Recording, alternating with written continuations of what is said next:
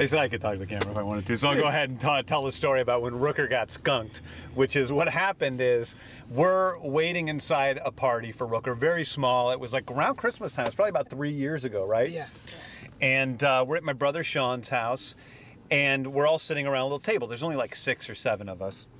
And Rooker comes to the door, or to the window, and he's trying to scare us. And so to try to scare us, he goes, ah, and slams. Yeah, pounding on the window. Pounds on the window, which doesn't scare anyone.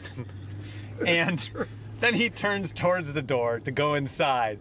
And as you describe it, you felt like a mist came over you, like one of those amusement park ride mist that's to cool you off. That's right, yeah. Right? Yeah. And then all of a sudden you look down, and what'd you see? It wasn't to cool me off. It was to ward me away. The only creature I scared was this little skunk.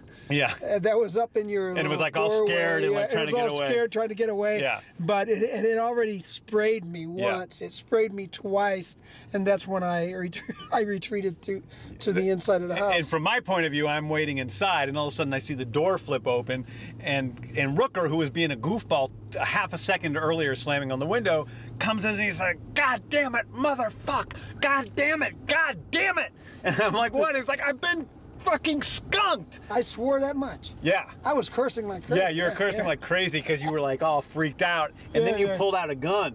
That's right, yeah. And he pulled out a gun, and he's like, I'm gonna shoot that, because you always carry a gun because he's licensed to carry a gun, and so he does.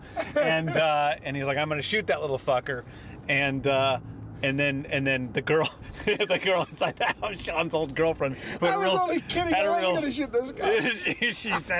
she said, he's got a gun.